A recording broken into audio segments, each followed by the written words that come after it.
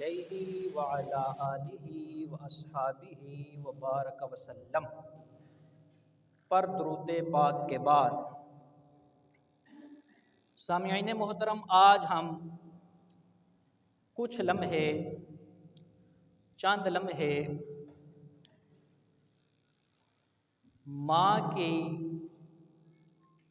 بابت ماں کے بارے میں ایک حدیث مبارک پڑھیں گے۔ حضور نبی اکرم نور مجسم شفیع مقدم صلی اللہ تعالی علیہ وعلا آلہ واصحابہ وبارک وسلم جانا آپ علیہ الصلوۃ والسلام ارشاد فرماتے ہیں، ایک حدیث پاک بیان کرنی ہے، وہ سارے دھیان سے سنیے گا۔ آپ علیہ الصلوۃ والسلام فرماتے ہیں کہ اے بندو، تم سے پہلے زمانوں میں ایک بندہ تھا یقال لہ جریج، جس کا نام جریج تھا۔ بندے اس کو جریج کہا کرتے تھے۔ کسی زمانے میں وہ تاجر ہوا کرتا تھا، بڑی تجارت ہوتی اس کی۔ پھر ایسا ٹائم ہوا کہ کبھی تجارت ہوتی نفع آور، کبھی خسارہ ہی خسارہ ہوتا۔ بہرحال بڑے پیسے کما لی، بڑی دولت کما لی ہے، بڑے پیسے کما لیے ہیں۔ ایک دن ایسا بھی آنا ہے کہ میں نے مر جانا ہے، تو کیوں نہ ایسا ہو کہ کچھ سفر آخرت کی تیاری کی جائے، کوئی آخرت کے لیے بھی کوئی بینک بیلنس اکٹھا کیا جائے، نیکی ہے نا۔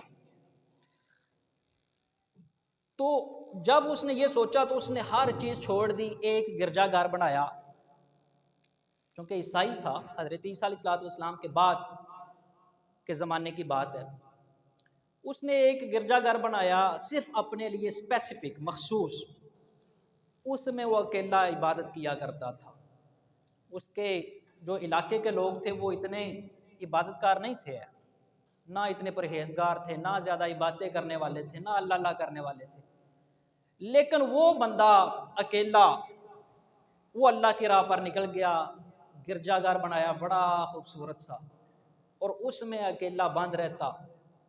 وہاں پر اللہ تبارک و تعالیٰ کی عبادتیں کیا کرتا تھا، اللہ اللہ کیا کرتا تھا۔ اب دیکھیں، اس نے کسی کو نقصان تو نہیں پہنچایا، کسی بندے کو، لیکن بندوں کی عادت ہوتی ہے کہ وہ کئی بندے ایسے ہوتے ہیں کہ وہ ویسے ہی حسد میں مبتلا ہو جاتے ہیں، حالانکہ ان کو کوئی نقصان کی کوئی بالکل بھی نقصان کا کوئی اندیشہ نہیں ہوتا ان کو، لیکن پھر بھی حسد میں مبتلا ہو جاتے ہیں۔ تو ایسے ہی لوگ اس کے ساتھ حسد کرنا شروع ہو گئے کہ ہم برے کام کرتے رہتے ہیں، یہ اللہ اللہ کرتا رہتا ہے۔ بہرحال آپ علیہ الصلوۃ والسلام ارشاد فرماتے ہیں کہ ایک دن وہ بندہ اپنے گرجا گھر میں بالکل پرسکون ہو کے اللہ تبارک و تعالیٰ کی عبادت کر رہا تھا۔ اس کی ماں وہ باہر سے آئی، اس نے آواز دی، یا جریج، جریج میری بات سنو، اسمع علی، اے جریج میری بات سنو۔ اب جریج عبادت کر رہا ہے، نماز پڑھ رہا ہے۔ اب اس کے دل میں یہ آیا کہ ایک طرف میری عبادت اور دوسری طرف میری ماں مجھے بلا رہی ہے، اب کروں تو کیا کروں؟ کوئی نہ دھیان دیا اس نے، ماں کو بالکل کوئی جواب نہیں دیا، وہ اپنی عبادت کرتا رہا۔ اس کی ماں بیچاری چلی گئی، پتہ نہیں کیا کام ہوگا اس کو۔ دوسرے دن ماں پھر آئی ہے، اس نے پھر باہر سے آواز دی، یا جریج، اے جریج میری بات سن۔ اس کے دل میں پھر وہی خیال، عبادت کر رہا تھا، نماز پڑھ رہا تھا، یا اللہ تبارک و تعالیٰ ایک طرف تیری عبادت، دوسری طرف یہ میری ماں کی پکار، اب میں ماں کی پکار کا جواب دوں یا پھر تیری عبادت کرتا رہوں؟ پھر کوئی نہیں ماں کو جواب دیا، پھر اپنی عبادت، اپنی نمازوں میں مشغول رہا، اللہ تعالیٰ کی عبادت کرتا رہا، ماں کو کوئی جواب نہیں دیا۔ اب جب تیسرا دن ہوا نا، تو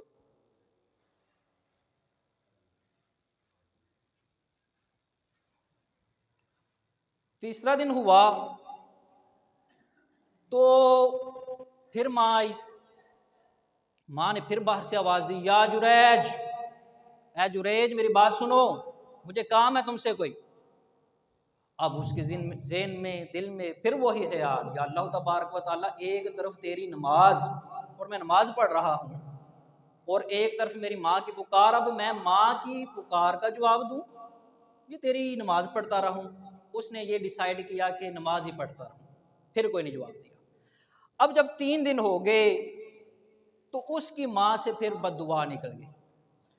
اس نے کہا کہ اے جریج، اللہ تجھے اس وقت تک موت نہ دے جب تک تو کسی بدکار عورت کا چہرہ نہ دیکھ لے۔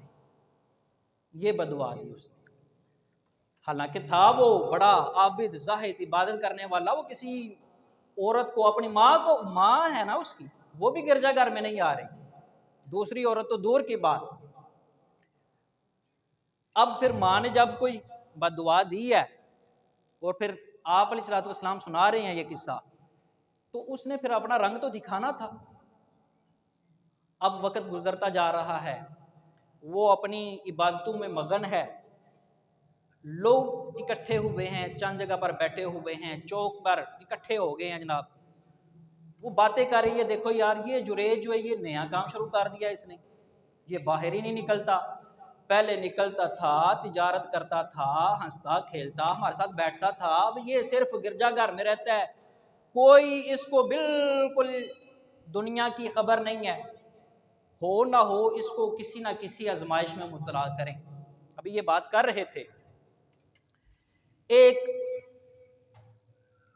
عورت، بغیہ کے الفاظ ہیں حدیث مبارک میں، سرکش عورت، بدکار عورت، وہ قریب سے گزری تو اس نے بات سن لی ان لوگوں کی۔ اس نے کہا کہ اے لوگو، کیا تم جریج کو آزمائش میں مبتلا کرنا چاہتے ہو؟ اس نے کہا یہی تو ہم چاہتے ہیں، ہم تو یہ چاہتے ہیں کہ جریج جو ہے وہ کسی گناہ میں ملوث ہو۔ اس نے کہا جی یہ بیڑا میں اٹھاؤں گی، میں جریج کو ورگلاؤں گی، میں جریج کو آزمائش میں مبتلا کروں گی، دیکھو کتنا عبادت کار ہے، عابد زاہد، ساری پارسائی میں اس کے نکالتی ہوں، جب بڑا پارسا بنتا پھرتا ہے نا، دیکھو تو صحیح میں اس کے ساتھ کرتی کیا۔ اب وہ عورت وہ آئی جریج کے پاس، جریج کو کیا پتا کہ باہر کیا چل رہا ہے، میرے خلاف کیا پروپیگنڈا ہو رہا ہے۔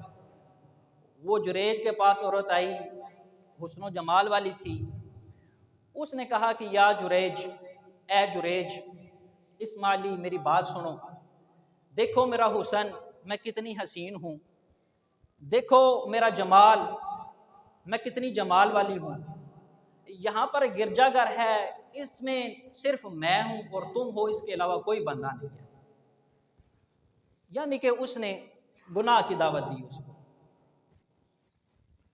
اب جریج تھا اللہ کی عبادت کرنے والا، اس نے کہا کہ خدا کی بندی خوف کر، اللہ کا خوف کر، میں کتنے سالوں سے صرف اللہ تبارک و تعالیٰ کی عبادت کر رہا ہوں، تو میں یہ چند لمحوں کی لذت کے لیے یہ سارا کچھ چھوڑ دوں گا، برباد کر دوں گا اپنی باتیں؟